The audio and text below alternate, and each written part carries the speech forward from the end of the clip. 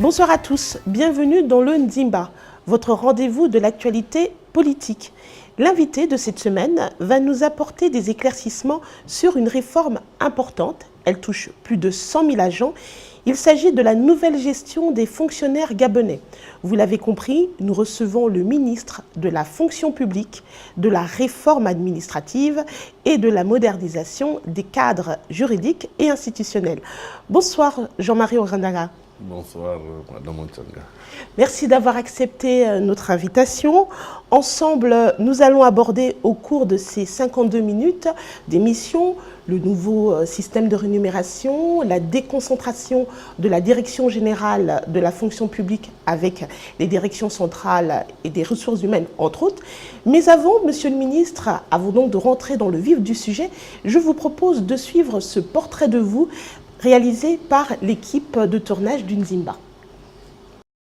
Jean-Marie Ogandaga, ministre de la fonction publique et de la réforme administrative, de la modernisation des cadres juridiques et institutionnels, est né le 27 juillet 1965 à Coco Beach, une petite ville côtière située au nord-est de la province de l'Estuaire. Après les études primaires, les portes du lycée d'État de l'Estuaire s'ouvrent pour lui et c'est dans cet établissement qu'il obtient son baccalauréat série B en 87. De septembre 1987 à 1988, Jean-Marie Ogandaga intègre l'université Omar Bongo.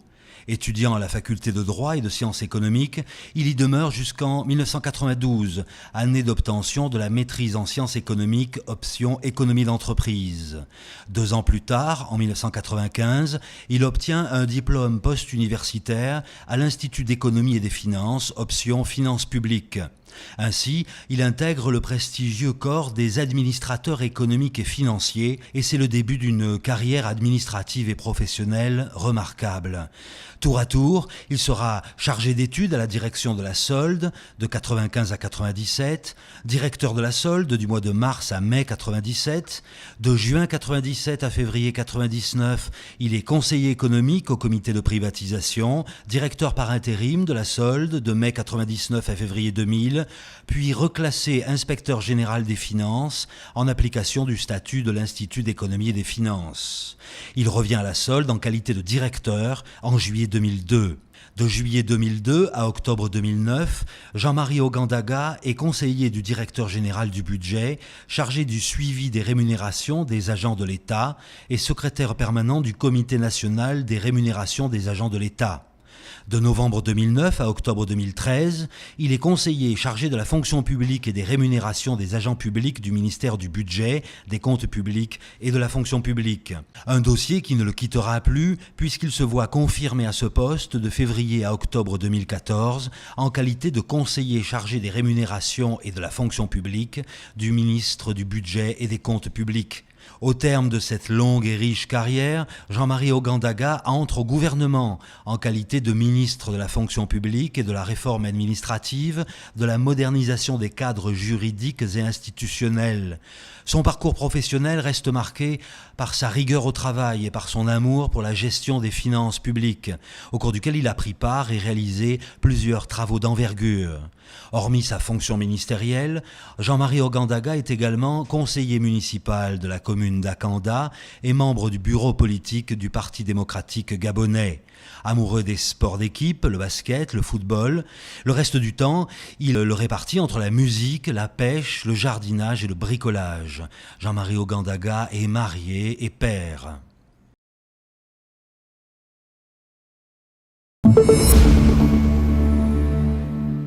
Alors, Jean-Marie Ogandaga, cette biographie, on découvre, donc dans cette biographie, on découvre que vous êtes un pur produit du système éducatif gabonais.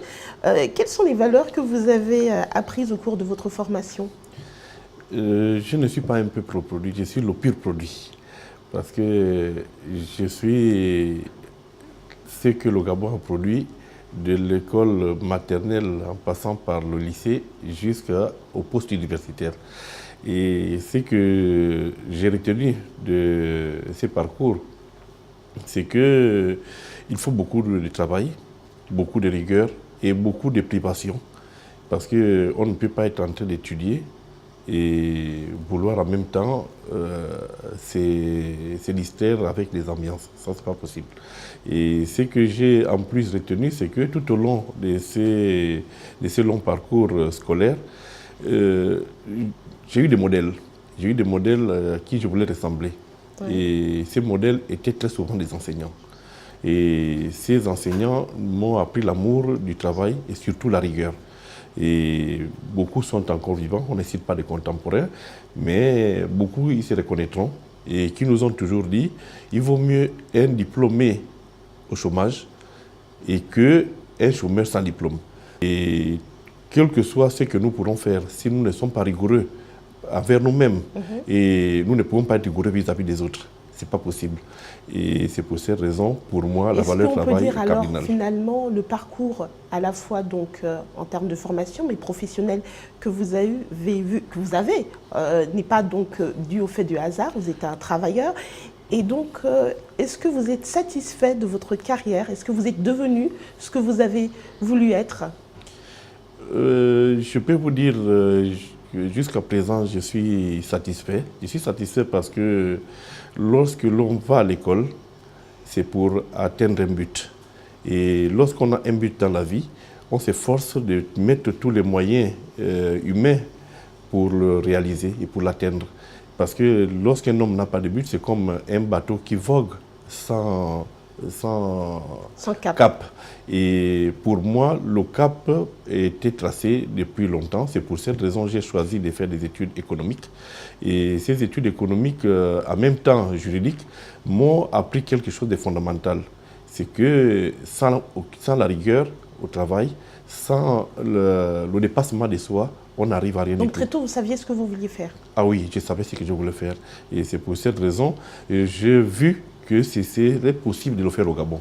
Et la preuve, c'est que toutes mes études, je les ai faites au Gabon. On va rester, j'ai retenu votre image du bateau. Donc ça m'amène à cette deuxième question. Vous êtes un homme de la côte. Oui. Alors qu'est-ce que la mer représente pour vous? La mer, c'est la vie. La mer, pour moi, ça représente la vie. Parce que tout naît de la mer.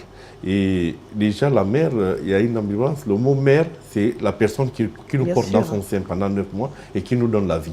Et cette mer, qui est cet océan, regorge de toutes les richesses qui nous permettent de bien vivre.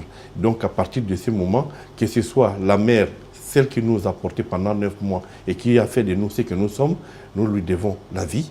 Et cette mer qui regorge de richesses, que ce soit des richesses naturelles, que ce soit des richesses halieutiques et que ce soit d'autres formes de richesses, c'est aussi la vie. Donc pour moi, la mer, quel que soit son orthographe, c'est la vie.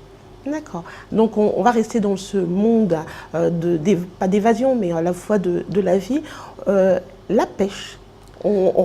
L'équipe de Nzimba s'est promenée et on sait que finalement c'est très lié finalement votre passion également de la pêche, oui, pour la pêche. Je suis un passionné de la pêche et très tôt j'ai appris à aimer la pêche de par mon grand-père. Et j'étais encore tout petit garçon qu'il m'amenait déjà pêcher et où j'ai appris à tenir une pagaie, où j'ai appris à tenir l'épervier et surtout à jeter des filets. Et cette passion m'est restée et c'est pourquoi d'ailleurs quand j'étais à l'école, l'une des premières choses que j'ai faites en sortant de l'Institut d'économie et des finances, c'était de m'acheter une pirogue de pêche avec quelques moteurs et m'organiser en entreprise. Et cela m'a été... Donc vous êtes un poissonnier, un industriel? Oui, je ne suis pas industriel mais un artisanal. D'accord. Parce que j'aimerais être industriel si le moyen me le permet un jour parce que vous savez, la pêche, c'est comme le disait le président de la République, la terre ne ment pas. La terre ne ment pas et la pêche aussi ne ment pas. Quand vous êtes un pêcheur et surtout un pêcheur conservateur comme nous le faisons, une pêche écologique, vous comprenez bien que vous ne mourrez jamais de faim. Et l'adage qui dit, plutôt que de donner du poisson à quelqu'un, il faut apprendre à pêcher. Moi, je l'ai appris très tôt et j'étais quasiment encore au berceau que j'ai appris à pêcher. Et aujourd'hui, je peux vous dire que grâce à la pêche, j'ai pu me construire une maison avant même que mon salaire ne me permette d'avoir ce que je voulais. Donc vous comprenez bien ma passion pour la pêche et jusqu'à aujourd'hui, je suis demeuré attaché. D'accord. Vous êtes, on le dit dans le reportage précédent, vous êtes donc conseiller municipal donc, de la commune d'Akonda, la mairie d'Akonda. comment ça s'organise entre votre agenda d'homme du ministre et du conseiller? Tout est question d'organisation. Dans la vie, il y a dans leur agenda qui mettent que le soir, il va aller prendre un verre ou bien tel heure. Mais moi, dans mon agenda, je m'organise de telle sorte que mon travail ministériel n'éclipse pas totalement mon travail en tant que conseiller municipal. Et c'est d'autant plus que, en tant que conseiller municipal, j'ai mandat. Et les Gabonais, les riverains nous ont élus, ont choisi notre programme parce que nous avons un programme pour eux. Nous avons quelque chose à donner et à offrir. Et c'est pour cette raison, avec d'autres conseillers municipaux, nous faisons en sorte que ce ne soit pas une activité subsidiaire. Non, c'est une activité principale parce qu'il s'agit là d'apporter aux populations ce que nous avons promis, ce que notre champion a promis et nous, sur le terrain, nous devons le réaliser. Les populations ont beaucoup d'attentes et ce n'est pas en restant dans nos bureaux que nous saurons qu'il n'y a pas une route à Malibé. Vous êtes impliqué justement par rapport à vos engagements au niveau de la commune d'Akanda. Oui. Vous avez porté ce projet de la ceinture verte. Ah oui, oui. Il s'agit de quoi exactement? Non, pour nous, c'est un projet vital. Un projet vital parce que, vous savez, le chef d'État en ce moment est en train de mettre en œuvre le projet Graines. Mais ce projet Graines a d'autres frères, d'autres cousins, dont le projet Ceinture Verte, qui est un projet qui vise à l'autonomisation de nos populations, qui vise à produire, permettez-moi la répétition, à produire des produits qui sont ce que nous consommons tous les jours. Nous consommons des œufs tous les jours. Il faut bien que nous élevions des poulets pour produire ces œufs. Nous consommons du poulet, aujourd'hui c'est devenu un aliment quasiment le plus prisé de nos enfants. Oui. Il faut bien que nous produisions des poulets de chair. Et nous consommons des légumes, des fruits et légumes, il faudrait bien qu'on les produise. Nous consommons, on vous dit il faut consommer 5 fruits et légumes par jour. Mais si nous ne les produisons pas, très peu de personnes arriveront à les consommer. Et pour nous, ce projet de ceinture verte est très important. C'est pourquoi je me suis impliqué totalement. Et avec l'IGAD, c'est un défi pour nous de faire en sorte que ces projets passent du stade de projet à une réalisation. On va revenir quand même sur votre personnalité. Vous avez regardé la capsule et à la fin on dit que vous êtes un père de famille et vous avez été fier, un père de famille nombreuse. Qu'est-ce que la famille pour vous? Pour moi, la famille, c'est un tout. La famille, c'est notre cercle dans lequel, lorsque tout va mal, on doit se retrouver. Et la famille, c'est le réconfort. La famille, c'est le noyau. Sans cette famille, nous ne sommes pas ce que nous sommes. Et son époux, avoir une femme à la maison, oui, c'est vivifiant. C'est pour nous avoir une épouse aimante. Après que le travail vous est fatigué, après que l'extérieur vous est fatigué, la famille, c'est notre havre de paix. Et cet havre de paix est très important à maintenir parce qu'aujourd'hui, voyez-vous, si nous sommes ce que nous sommes aujourd'hui, c'est grâce à la famille. Si nous avions été délaissés par nos pères et nos mères, nous ne serons pas des hommes et des femmes que nous sommes aujourd'hui. Et c'est pour cette raison, pour nous, le noyau familial, c'est le premier cercle dans la réussite de tout un chacun. Et dans laquelle vous épuisez toute votre énergie. Non seulement d'énergie, mais même l'imagination, même tout ce qui peut être beau. Quelquefois, lorsque tout est difficile, il faut penser à vos enfants, il faut penser à votre épouse, il faut penser quelquefois aux amis, parce que c'est aussi ça la famille. Et c'est là où l'on trouve notre inspiration et notre bonheur. Mon questionnaire personnel s'achève, Monsieur le Ministre. Nous allons poursuivre l'émission avec l'actualité et cette capsule reportage sur la réforme administrative de la modernisation des cadres juridiques et institutionnels. Votre réaction juste après ça. Merci. Jean-Marie Ogandaga, ce nom restera longtemps dans les annales comme celui du père de l'une des plus importantes réformes qui fit basculer le secteur public. En effet, en qualité de conseiller du directeur général du budget, il a piloté le dossier du nouveau système de rémunération des agents publics, qui voit sa concrétisation en juillet 2015, quelques mois après son entrée au gouvernement. Des embûches, des difficultés et même des guet-apens se sont dressés sur ce chemin du nouveau système de rémunération des agents de l'État. Jean-Marie Ogandaga s'est transformé en bon pédagogue pour expliquer les tenants et les aboutissants du nouveau système de rémunération, ce qui va changer pour le fonctionnaire gabonais. Des séances entières d'explications furent organisées, dont celle d'Arambo au mois de juillet 2005, qui devait être la dernière avant le 25 juillet 2015, date fatidique qui devait également sceller son sort si le succès n'était pas au rendez-vous. On constatera que le nouveau système a fait disparaître certaines catégories, a gommé en théorie les écarts qui existaient entre les A1 et les A2 par exemple. Il a apporté une embellie dans certains corps de métier. Cependant, il est à noter que le nouveau système de rémunération demeure complexe en ce qui concerne la progression de l'agent de l'État. Ce système est très peu lisible au niveau du passage des classes, des échelons et des indices. De nombreux observateurs se posent encore la question sur sa durabilité au regard de l'horizon économique touché de plein fouet par la crise économique due à la chute du baril de pétrole, principale richesse du pays. Et il y a cette marge à ne pas dépasser, celle des 733 milliards de francs CFA de masse salariale. Pourra-t-on la tenir au vu du contexte économique ? Il y a des défis énormes à relever. La première manche semble avoir été gagnée, mais il y a le programme des départs volontaires qui est presque une énigme, le cas des agents de la main-d'œuvre non permanente, le système de notation des agents de l'État. Bref, une bataille a été gagnée, mais la guerre est encore longue. Nous venons de voir donc ce reportage sur la réforme administrative. L'intitulé de votre département est explicite, donc vous avez en charge cette réforme. Une des plus importantes des réformes dont vous avez la charge, et par sa popularité également, c'est le nouveau système de rémunération. 7 mois après sa mise en place, où en est-on? Le bébé marche ou il rampe encore? Le bébé marche. Le bébé marche parce que s'il n'avait pas marché, personne n'aurait accepté. C'est un drôle de bébé parce qu'à sa naissance, il devait marcher. Mais comme vous le savez, une réforme, c'est un tout. Une réforme, c'est une démarche, c'est tout un programme. Et le fait d'avoir mis le premier module en marche, c'est-à-dire le nouveau système de rémunération, ce n'était que le premier maillon pour que cette réforme, nous disions aujourd'hui qu'elle est aboutie. Il faudrait que tous les autres modules qui vont autour soient achevés. Et parmi ces modules, vous le savez, c'est la nouvelle gestion de l'argent public. Parce que le système de rémunération est inclus dans la gestion de l'argent public. Parce qu'il n'y a pas de système de rémunération sans la gestion.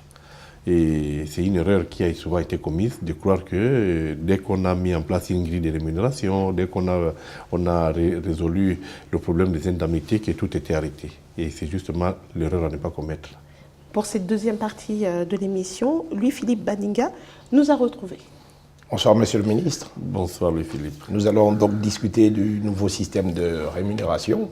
Oui. Conseil des ministres délocalisé à Mouila en 2012, le président de la République instruit le gouvernement de mettre en place un nouveau système de rémunération. 2012-2015, pourquoi avoir mis autant de temps pour mettre en œuvre ce système? Vous l'avez bien dit, Conseil délocalisé, le président de la République dit exactement « Je veux un nouveau système de rémunération pour l'agent public » parce que c'était une promesse. 2012-2015, pourquoi tous ces temps? Je crois que la réponse, vous l'avez, mais vous voulez quand même l'entendre de ma bouche, parce que mettre en œuvre un programme n'est pas chose aisée. Parce que nous ne bâtissons pas, nous rebâtissons. Parce que vous savez, lorsqu'une maison n'est pas bâtie, lorsque vous avez un terrain nu, il est très facile de venir faire votre implantation. Mais lorsque vous devez rebâtir, ça veut dire vous avez déjà un édifice, et où vous devez casser certains murs, vous devez casser certains pans pour modifier, c'est souvent difficile. Et vous savez, et c'est ça, le nouveau système de rémunération, il ne vient pas, quand on dit nouveau, c'est qu'il y avait l'ancien. Et le nouveau système qui vient remplacer l'ancien, se doit de tenir compte de l'ancien. Parce que dans l'ancien, ce sont des hommes et des femmes qui avaient déjà des rémunérations. Et lorsque nous venons bâtir un nouveau système, il n'est pas question de faire en sorte que les personnes qui étaient déjà là subissent négativement le nouveau système. Le chef de l'État étant conscient que le système de rémunération ancien posait problème pour ça, dans sa composition, dans son organisation et dans sa dévolution, il était temps que l'on passe à un nouveau système. Oui, et donc finalement, le nouveau système de rémunération, est-ce que ce n'est pas une fuite en avant par rapport à l'échec de la PIP? Permettez-moi, excusez-moi, je ne ris pas par rapport à ce que vous dites, mais ça ne peut pas être une fuite en avant. Ah non, dès l'instant où le chef de l'État l'a dit, et vous avez dit 2012, moi je vous dis que c'était en 2011. Donc, lorsqu'il dit qu'il veut un nouveau système de rémunération, il l'avait déjà planifié. Mais le fait que cela ait pris du temps, c'est un fait. Mais il n'avait pas prévu la PIP. Il a prévu depuis 2011, 2012, 2013, 2014. Il n'a sans cesse arrêté de dire au gouvernement de mettre en place un nouveau système de rémunération. D'où vient la PIP? Oui, alors? voilà, exactement. La PIP, j'aime bien qu'on dise la PIP, mais c'est une prime d'incitation à la performance. Et le chef d'État, il dit dans la nouvelle gestion de l'agent public qu'il veut que l'agent public soit performant. Il veut que l'agent public soit un autre agent qui soit un acteur du développement. Et pour rémunérer cette performance en sus de la rémunération statutaire, il était prévu que l'on donne une prime. Vous comprenez? D'où, mais avec notre inventivité dans l'administration, nous avons créé le mot PIP. Ce n'est pas le chef de l'État qui a créé le mot PIP. Ce n'est pas lui. Mais c'est lui qui a parlé du nouveau système de rémunération. Oui, c'est lui. Mais PIP, ce n'est pas lui. Monsieur le ministre, tout compte fait, 732 milliards, c'est la masse salariale actuelle. Oui. Lorsqu'on prend le nouveau système de rémunération, Oui. est-ce qu'il est soutenable dans ce contexte d'austérité budgétaire notamment? Oui, il est soutenable. Quel que soit le système que vous prenez, dès l'instant où vous mettez l'environnement qu'il faut, dès l'instant où vous mettez les outils qu'il faut, dès l'instant où vous mettez les hommes qu'il faut, dès l'instant où vous mettez tout ce qui concourt à la bonne gestion, tout est soutenable. Encore? Tout est soutenable parce que ce n'est pas le montant de 732 milliards qui pose problème, mais c'est la gestion que l'on en fait qui pose problème, ou bien qui poserait problème. Et que l'on soit à 500 milliards, à 400 milliards ou à 300 milliards, s'il est clairement établi les conditions d'évolution des salaires, s'il est établi les conditions de la gestion rigoureuse de la ressource humaine, parce que n'oublions pas que la masse salariale est la résultante de l'ensemble des émoluments que l'on donne à un agent d'État ou à l'ensemble des agents de l'État.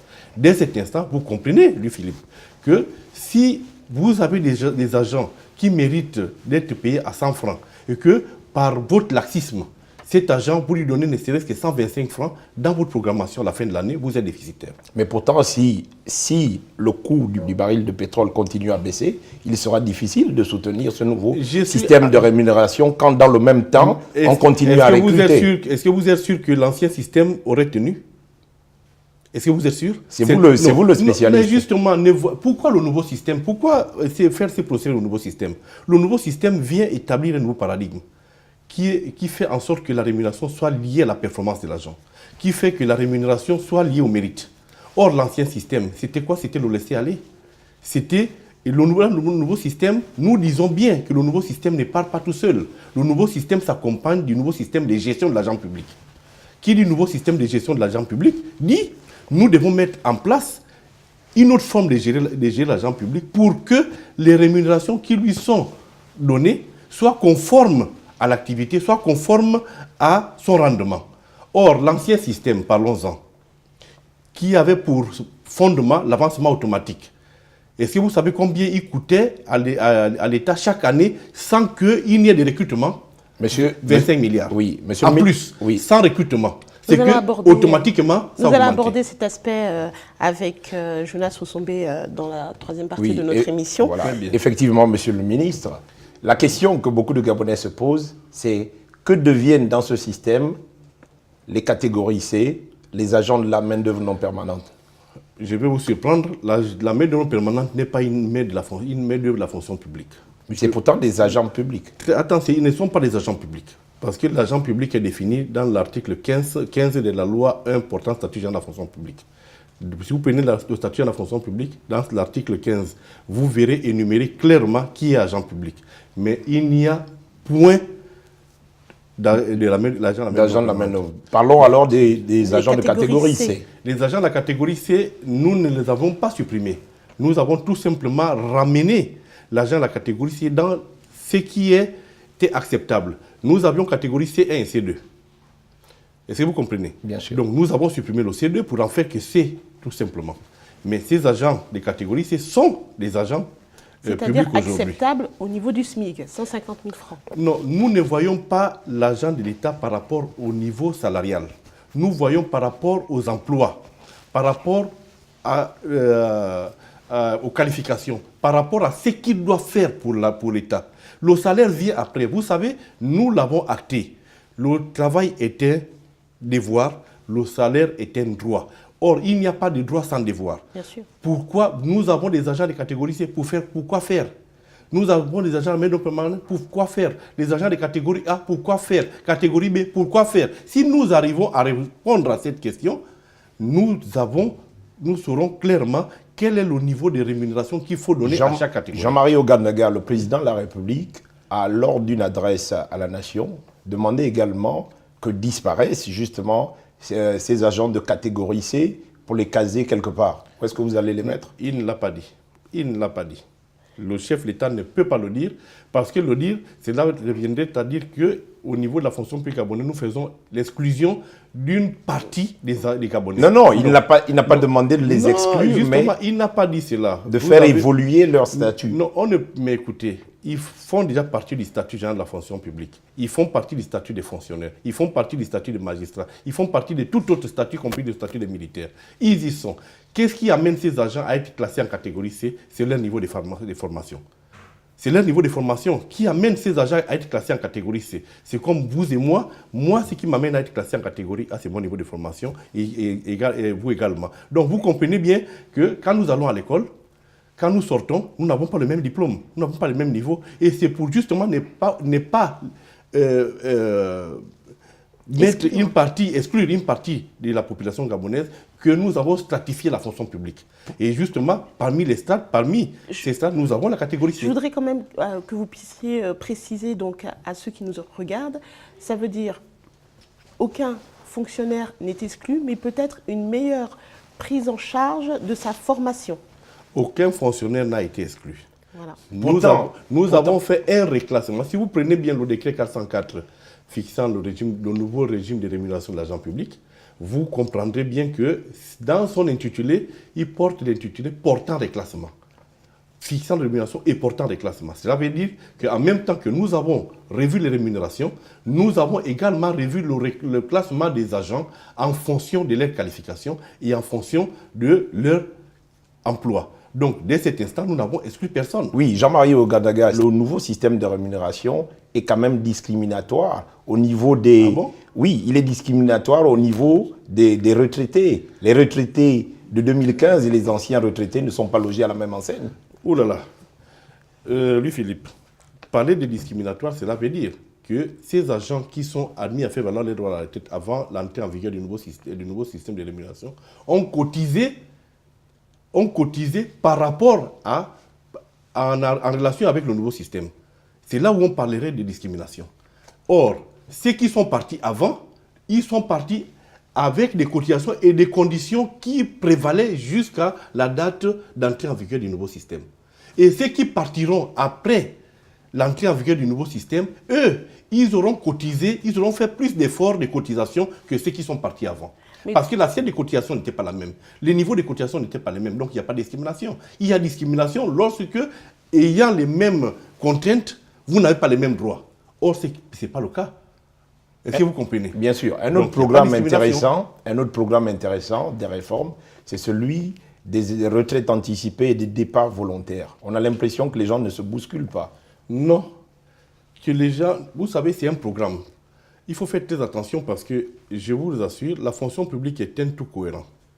Nous ne pouvons pas être en train de réformer notre système de gestion d'agents publics et en même temps en train de faire autre chose qui nous amènera à n'est pas calibré ce nouveau programme. Ce programme est un programme qui existe dans la fonction publique, mais si nous ne l'avons pas encore mis en œuvre, c'est parce que nous avons voulu le recalibrer par rapport au nouveau système de rémunération. D'une part, nous avons voulu le recalibrer par rapport aux besoins réels des agents de l'administration. Oui, mais pourquoi nous l'avons mis en place?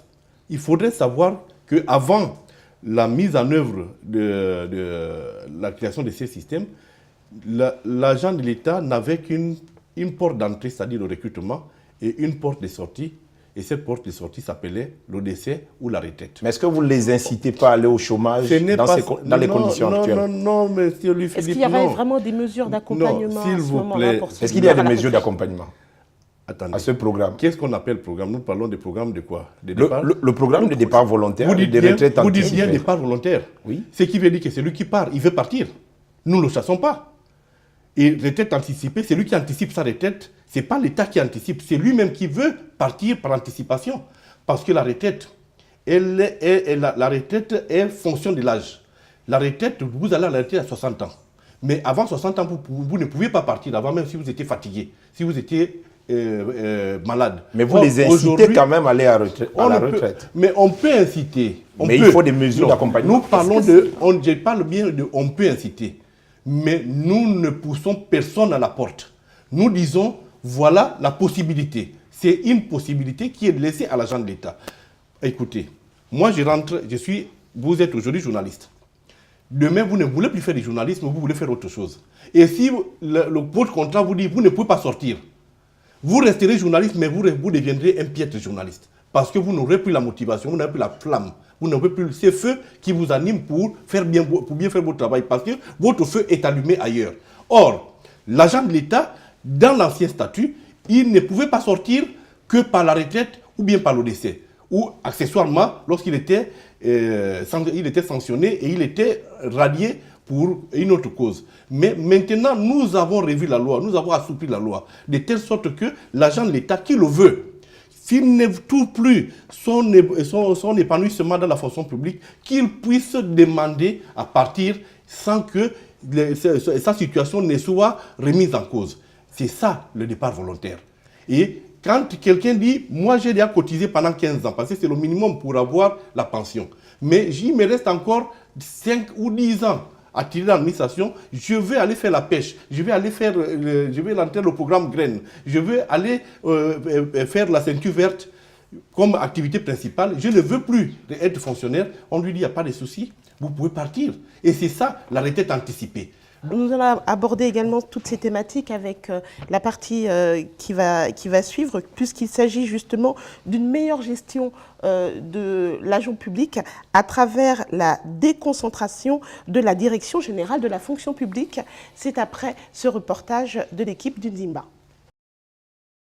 La fonction publique est sans aucun doute l'un des secteurs clés touchés par la réforme. En effet, l'agent public constitue le centre d'intérêt de ce vaste processus qui vise, entre autres, la performance. Le chemin de croix n'est certes pas terminé pour l'agent public, mais des avancées sont notées dans l'amélioration de la gestion des carrières. C'est ainsi que l'agent public ne sera plus tenu de se rendre au ministère de la fonction publique pour accomplir tous ses actes.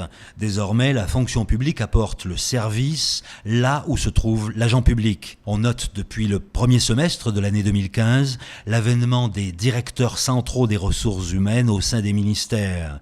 Ces hommes et femmes, au service de l'administration, constituent des facilitateurs de l'activité de l'agent public. Nous sommes désormais dans l'approche métier de la fonction publique. Ainsi, la fonction publique change progressivement de visage. Elle passe d'une fonction publique centralisée à une fonction publique déconcentrée, communicante et des services, en phase avec les aspirations des usagers. Nous voici de plein pied dans une relation client-fournisseur où l'information sur la gestion de la carrière de l'agent public devient une réalité palpable. L'avènement des DCRH modifie profondément la manière dont l'agent public percevait sa carrière jusque-là. À ce titre, notons que les attentes du fonctionnaire sont énormes. Gestion de sa carrière, évolution de la grille salariale, passage des grades, recyclage, stage, mobilité, retraite. Ce sont des chantiers immenses que le gouvernement est tenu de réaliser, car à terme, ces chantiers visent l'efficacité et la performance. Un véritable défi qui attend le ministre de la fonction publique, de vrais travaux d'Hercule. De retour sur le plateau d'Indimba, monsieur le ministre de la fonction publique, on vient de suivre donc ce reportage. Vous êtes en charge du principal pourvoyeur d'emploi du pays. Pourtant, les réformes actuelles semblent annoncer la fin des recrutements massifs au lendemain du lancement du programme sur l'égalité des chances par le président de la République. Comment entendez-vous garantir cette égalité des chances, Jean-Marie Ogandaga? Merci, Madame Onchanga. Le programme pour l'égalité des chances lancé par le chef de l'État il y a quelques jours tombe pour la réforme de la fonction publique comme une bouée d'oxygène. Pourquoi? Parce que l'égalité des chances, c'est justement le leitmotiv de la fonction publique. Parce que dans les principes qui fondent la fonction publique, il y a à la base le principe d'équité. L'équité, c'est cette chance qui est donnée à tout le monde. L'égal accès à l'emploi public. Qui dit égal accès veut dire que pour accéder à l'emploi public, les critères qui prévalent pour l'emploi des pauvres, ce sont les mêmes critères qui prévalent pour l'emploi des riches. Donc, et pour que ces critères soient respectés, nous mettons au centre un outil important qu'est le concours. Et justement, le concours garantit justement l'égalité des chances pour tous. Lorsque vous allez concourir, et avec le principe de l'anonymat, cela garantit justement la chance à tout le monde de pouvoir accéder à l'emploi public. Ça veut dire concrètement que c'est lui qui gagne, c'est le meilleur. Ça veut dire que pour être recruté à la fonction publique, on doit nécessairement passer par l'ENA ou l'EPCA? Si nous poussons jusqu'au bout notre réforme, nous allons tout simplement faire en sorte que les textes de la fonction publique soient respectés. Si vous prenez le statut de la fonction publique, l'accès à la fonction publique se fait principalement sur concours et accessoirement sur titre, c'est-à-dire le recrutement direct. Ça veut dire, lorsque un hôpital me demande 10 médecins, s'il y a moins de 10 candidats, vous comprenez bien qu'il n'y a pas lieu de faire le concours. Par contre, si l'hôpital veut recruter 10 médecins dans la spécialité stomato, dans la spécialité chirurgie, dans la spécialité qu'en sais-je encore, s'il y a 100 candidats, comment faire en sorte que nous prenions le meilleur et que nous garantissions l'équité et l'égalité des chances pour tous? Nous faisons un concours. C'est à l'issue de ce concours que, dans le classement, nous prendrons le meilleur. Par la méritocratie. Donc. La méritocratie. Et vous comprenez bien qu'il n'y a pas d'égalité des chances si nous ne mettons pas en face tous les autres éléments qui concourent à faire en sorte que ces programmes deviennent une réalité. Pour poursuivre donc cette deuxième partie du débat, Jonas Osombe nous a rejoint. Bonjour, bonsoir, Jonas. monsieur le ministre. Bonsoir Jonas. Madame Onchanga. Monsieur le ministre, le bréviaire de l'action gouvernementale, le plan stratégique Gabon émergent, a déjà diagnostiqué que sans une main-d'œuvre de qualité, les réformes engagées sont vouées à l'échec. Et nous, la question qu'on se pose avec tous les Gabonais est de savoir quels sont les instruments dont disposent les DCRH créés dans chaque ministère pour mesurer la qualité des agents publics au Gabon. Avant de parler des DCRH, les DCRH, c'est un outil c'est une réponse, mais il faut déjà dire il n'y a de richesse que d'hommes. Un État riche, c'est d'abord un État riche de ses enfants, un État riche de ses hommes, de ses ressources humaines. Et vous comprenez bien que la fonction publique est la main armée, c'est le plan séculier de l'État. Pour que cet État se développe, il faudrait que cet État s'entoure de toutes les qualifications nécessaires pour l'aboutissement des programmes qui sont mis en œuvre. Donc vous comprenez bien que la réforme telle que nous l'avons mise en œuvre, c'est une réforme qui vise à faire en sorte que l'agent de l'État soit de plus en plus performant. D'abord, la notion de performance revient au centre. Et cette notion de performance ne va pas de soi. Il faudrait qu'il y ait des mesures de la performance, les mesures de la qualité de la performance. Et c'est pour cette raison que le plan stratégique Gabon émergent a vu juste et a vu tout ce qui fait la force d'un État. Oui, les Gabonais veulent savoir quels sont justement les instruments qui vont permettre à ces nouvelles directions qui sont le fruit de la déconcentration de l'ancienne direction générale de la fonction publique. Ce n'est pas l'ancienne, c'est la direction générale actuelle de la fonction publique qui a été déconcentrée. Que nous déconcentrons. La déconcentration, c'est une réponse que nous apportons pour faire en sorte que les services se rapprochent de l'usager. Oui. Est-ce que vous pouvez vous rendre compte que beaucoup d'agents de l'État passent des journées entières à la fonction publique et à la solde ou au trésor, rien que pour avoir un bulletin de salaire? Beaucoup d'agents de l'État passent une journée entière pour savoir où en est leur carrière. Désormais, c'est fini. Comment cela va-t-il se dérouler? Très bien. Nous faisons premièrement, la déconcentration s'est faite par le truchement de attributions. Les attributions autrefois dévolues exclusivement à la direction générale de la fonction publique sont désormais données à la direction centrale des ressources humaines qui est l'enfant, si vous pouvez, en français facile, qui est le bébé de la direction générale. La matrice mère restera la direction générale de la fonction publique qui a pour mission d'éditer la norme, d'éditer les conditions de travail des DCRH, mais les tâches au quotidien seront faites par les DCRH, par la dévolution de ces attributions. Plutôt que d'attendre que la direction générale de la fonction publique prenne votre texte d'intégration, c'est la DCRH qui le fera. Plutôt que d'attendre que la fonction publique, la direction générale de la fonction publique prenne votre texte de congé, c'est la DCRH qui le fera. Donc, il y a un ensemble d'attributions qui ont été dévolues à la direction centrale des ressources humaines, de telle sorte que la gestion des proximités devienne une réalité. Justement, monsieur le ministre. Hier, par exemple, pour avoir un bulletin de salaire, il fallait partir à la solde et passer toute une journée. Et si vous avez la chance, s'il n'y a pas de rupture de papier, désormais, la DCRH fera ce travail pour vous. Pour nous, à la fin de chaque mois, la DCRH aura le fichier des agents du ministère en question, du ministère du budget, de la fonction publique, de chez vous, la communication. Ces fichiers lui sera donné et imprimera les bulletins in situ et les distribuera. Et fera en sorte que, plutôt que d'aller à la solde, vous allez à la DCRH. Si elle ne vous le fait pas parvenir parce que vous n'avez pas laissé votre adresse, dans ce cas, vous viendrez récupérer ces bulletins à la DCRH qui est dans le même bâtiment que vous. Et là, le gain de temps est énorme. Vous vous imaginez quelqu'un qui partait de Mouila, qui partait de Chibanga, qui partait d'Oyem, avec tous les risques d'accident, avec tous les risques de dépenses d'argent, quelquefois pour des personnes qui n'ont même pas de parents à Libreville, et pour venir chercher un seul acte. Désormais, c'est fini. Nous poussons la déconcentration jusqu'à l'intérieur du pays. Les directions provinciales de la fonction publique seront des directions qui auront aussi la déconcentration de la fonction publique, au même titre que les DCRH. Monsieur le ministre, un autre élément beaucoup plus spécifique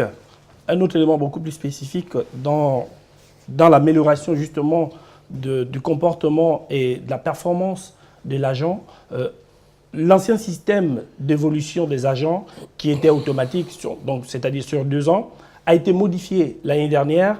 Oui. Désormais, ça va être une évolution au mérite.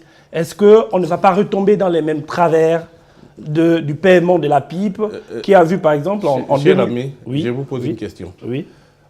Vous avez fait toutes vos études de la 6e en terminale, je suppose. Bien sûr. Et par la suite de la terminale master et peut-être au doctorat. Qu'est-ce qui a fait en sorte que vous passiez d'une classe à une autre? Est-ce que c'est votre ancienneté? Le fait que vous vous inscriviez dans une classe, à la fin de l'année... Le problème, non, écoutez, moi je vous dis, l'avancement au mérite n'est pas une création nouvelle. Mais est-ce qu'on ne retombe pas dans le même travers? Non, cher ami, l'avancement au mérite existe dans le statut général de la fonction publique depuis plus de 40 ans aujourd'hui. L'avancement au mérite existe. Quels sont ces critères? Malheureusement, je vais vous le dire, malheureusement, l'avancement au mérite dit que tous les 2 ans, vous devez être évalué. Donc, il faut des grilles d'évaluation. C'est comme dans votre classe, pour passer, vous êtes en master. Lesquelles sont-elles? Les critères sont édictés, les critères ne sont pas uniformes. Vous êtes dans la communication, les critères de vos départements ministériels ne seront pas les mêmes critères que le département fonction publique. Donc ça veut dire qu'on ne sera pas les mêmes travers pour la PIP La PIP. La PIP, écoutez, moi, c'est un ovni. Parce que, vous savez, vous m'amenez dans un ovni, c'est un objet que j'appelle non identifié. Donc à partir du moment où la PIP n'a pas eu de critères. Il faudrait qu'on soit à supposer qu'on soit d'accord avec vous, monsieur le ministre. Non, à supposer qu'on soit d'accord avec vous. Vous devez être d'accord avec moi parce que je vous le dis. Ok, on va l'être. Avez-vous vu les critères de la PIP? On ne les a pas vus, justement. C'est ça le problème. Comment voulez-vous que moi, ministre de la norme, je vous parle de quelque chose que je n'ai pas vu? Moi, je vous parle. Mais il y avait un problème de critères, justement. Mais voilà les grèves dans votre ministère actuel, les grèves au ministère de l'Agriculture en 2014, qui étaient dues au fait que beaucoup d'argent ne voulait pas aller percevoir cet argent. Je vais vous dire une vérité. Oui. Si on avait mis des critères, beaucoup d'argent n'aurait pas eu de PIP. Beaucoup d'argent parce que la première... Et ça s'est fait sur quelle base? Mais justement, je vais vous le dire, sur une base sociale. Comment voulez-vous que des gens qui n'ont pas travaillé tout un mois puissent revendiquer une prime? La prime, c'est quoi? La prime, ce n'est pas un salaire. La prime, c'est une rémunération différée que l'on donne en fonction des performances de l'agent, en fonction des performances de la structure dans laquelle vous vous trouvez. Ça veut dire quoi? La prime doit allier deux éléments fondamentaux, l'efficacité et l'efficience. L'efficacité, c'est le fait d'un agent de remplir sa mission dans le temps qui lui est imparti et avec les mêmes moyens. Mais l'efficience, c'est faire la même chose avec moins de moyens et en très peu de temps. Vous comprenez bien que ces critères n'ont pas été mis en place et la précipitation dans laquelle les agents de l'État ont perçu cette notion de PIP nous a amené à une désorganisation. Vous comprenez, moi la PIP est morte, laissons-la là où elle est.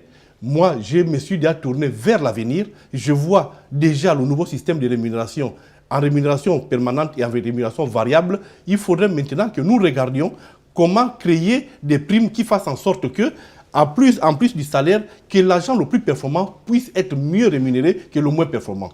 Là, par contre, ça m'intéresse. Justement, monsieur le ministre, pour acquérir cette performance, pour être dans la méritocratie que vous êtes en train de mettre en place, il va falloir que le personnel soit formé. Si vous avez suspendu les demandes des stages, paraît-il, pourquoi les avoir suspendus et jusqu'à quand? Oui, très bien. Cher ami, qu'est-ce qu'un stage?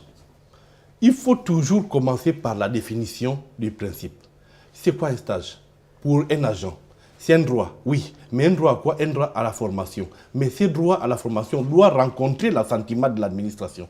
On ne se forme pas pour se former. On forme parce qu'il y a un besoin dans l'administration, je dis bien dans l'administration, et je dois aller acquérir des connaissances nouvelles pour faire face au nouvel emploi ou bien à la montée en puissance de mon emploi. Or, qu'est-ce que nous avons constaté depuis longtemps? L'administration, du fait du manque d'organisation, du fait du manque de planification, je pèse mes mots, du manque de planification et d'organisation, s'est mis à mettre des gens en stage, non pas à la demande de l'administration, mais à 90% à la demande de l'agent. Pourquoi? Un agent qui s'ennuie, un agent qui n'a pas un plan de... Donc vous comprenez? C'est dire ça, l'agent public allait en stage parce que au bout, il y avait l'amélioration également. Non, il y avait l'amélioration des stades de rémunération. Non, des stades de rémunération. Et il y avait quoi pour l'administration? Non, Madame Ochanga. Lorsque, écoutez, c'est une rencontre gagnant-gagnant. L'administration m'envoie en stage. Parce que, premièrement, il y a un coût. Le stage coûte cher. Et pendant cette période, il faudrait que je sois payé. Je continue à être payé. Deuxièmement, le poste que je reste vacant doit être occupé par quelqu'un. Donc, pendant que je suis en stage, quelqu'un d'autre fait mon travail et il est payé. Et moi, pendant cette période, je suis aussi payé. Non, laissez-moi vous expliquer. Troisièmement, lorsque l'agent revient du stage, il est reclassé à la catégorie supérieure et à l'indice supérieur. Donc, un poste budgétaire nouveau doit lui être attribué. Et il coûtera plus cher à la structure administrative. Et s'il n'y a pas un lien entre cette formation que l'agent est allé acquérir et l'administration qui l'utilise dans le sens de faire en sorte que le service public soit amélioré, qu'est-ce qui se passe? Il se passe que il n'y a qu'une seule personne qui a gagné, c'est l'agent d'État, c'est-à-dire moi, mais l'administration n'a rien gagné. Oui, monsieur le ministre, justement, on a tout de même l'impression qu'il y a une sorte de discrimination. Parce que entre les gens à qui vous refusez désormais d'aller en stage et ceux qui sont en stage depuis 5, 6, sinon 10 ans, il y a comme un quiproquo. Oui, ce phénomène... Nous, on aimerait comprendre. Je voudrais justement, là vous répondez à ma question. Là vous venez de me donner la réponse. Allez-y. Non, mais justement, vous avez dit pourquoi nous avons suspendu. C'est parce que justement, il fallait qu'on voit clair. Le stage coûte plus de 7 milliards à l'agent, au trésor public par an. Plus de 7 Donc milliards. aux contribuables. Aux contribuables, c'est-à-dire à vous et à moi. Voilà des personnes qui partent pour 2 ans, 1 an, 18 mois. Et faute de suivi, faute de prérequis, lorsque ces gens, ces compatriotes vont en stage, ils vont faire 3, 4, 5 ans. Et pendant ces 5 ans, qui paye? C'est le contribuable, c'est vous et moi. C'est pour cette raison que nous voulions voir clair. Et voir clair veut dire quoi? Veut dire que chaque administration doit nous dire qui est en stage et pour faire quoi. Avant que de continuer à envoyer d'autres personnes, il faudrait que ceux qui sont en stage reviennent et que l'on sache, ou bien même s'ils ne reviennent pas, mais que l'on sache exactement ce pourquoi ils sont partis. Monsieur le ministre, pour voir clair justement, monsieur le ministre, pour voir clair, il faut déjà savoir combien d'agents vous avez vous gérez. Il y a combien d'agents publics au Gabon?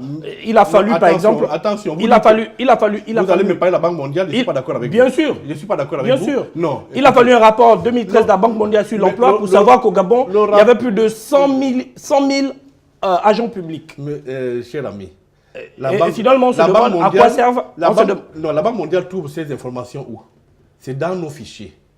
Mais pourquoi vous ne les rendez pas publics? La Banque mondiale ne il y a des recensements, rendez-les publics alors. Mais pourquoi vous ne les rendez pas publics? Mais écoutez, il est des choses, si vous venez dans mon administration pour connaître le nombre de fonctionnaires, le nombre de contractuels, le nombre de magistrats, je vous donnerai le chiffre.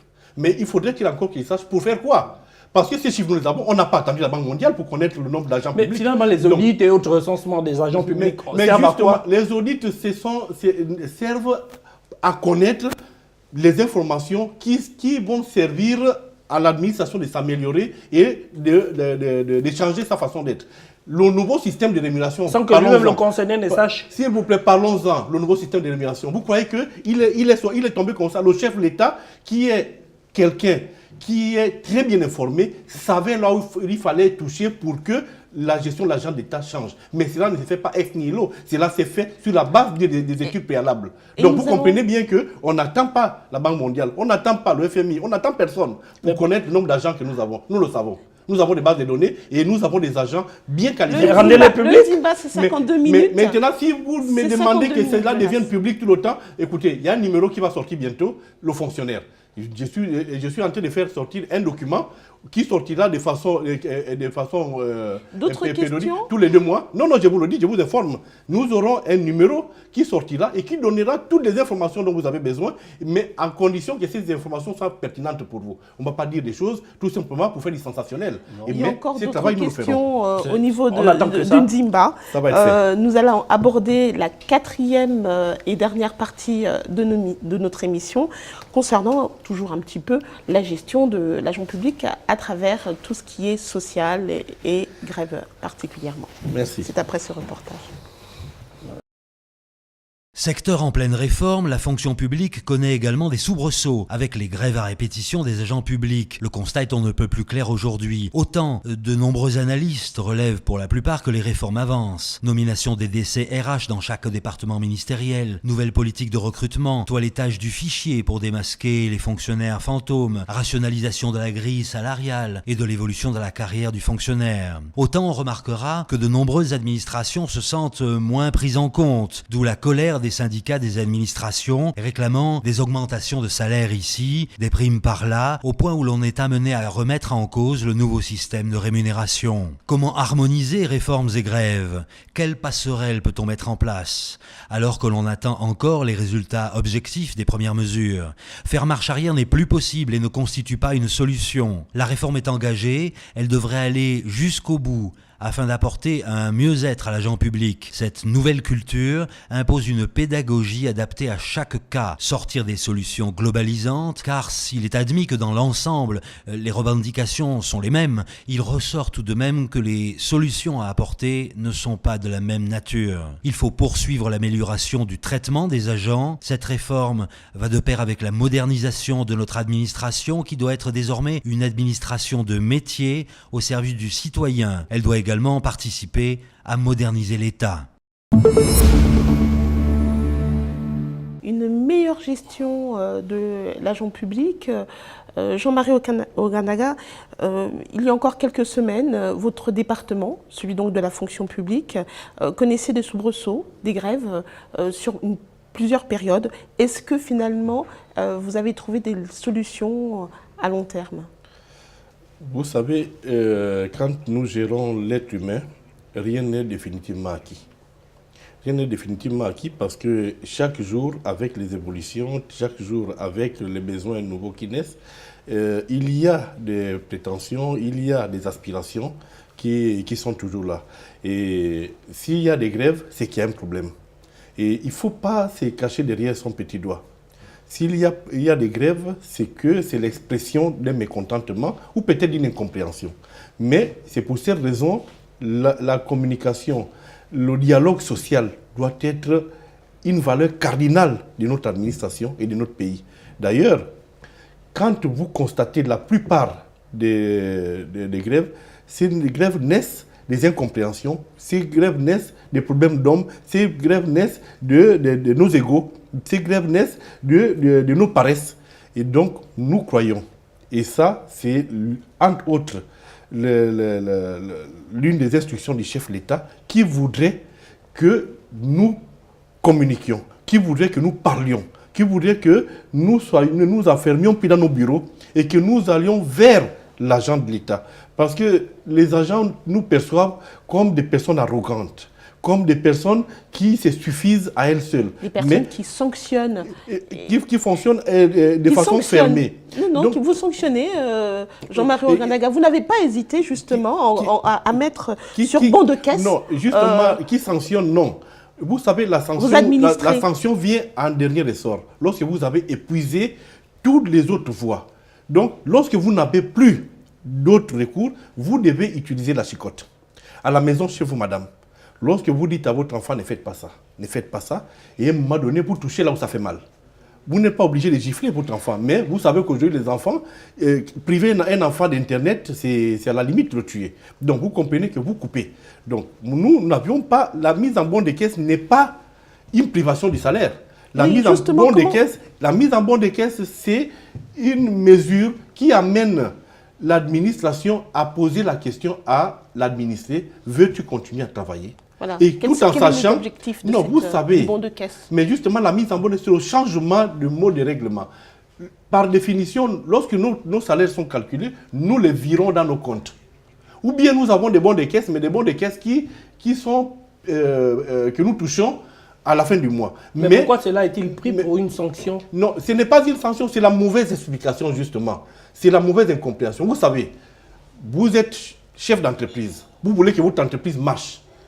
Payerez-vous un salaire à un agent qui est en grève?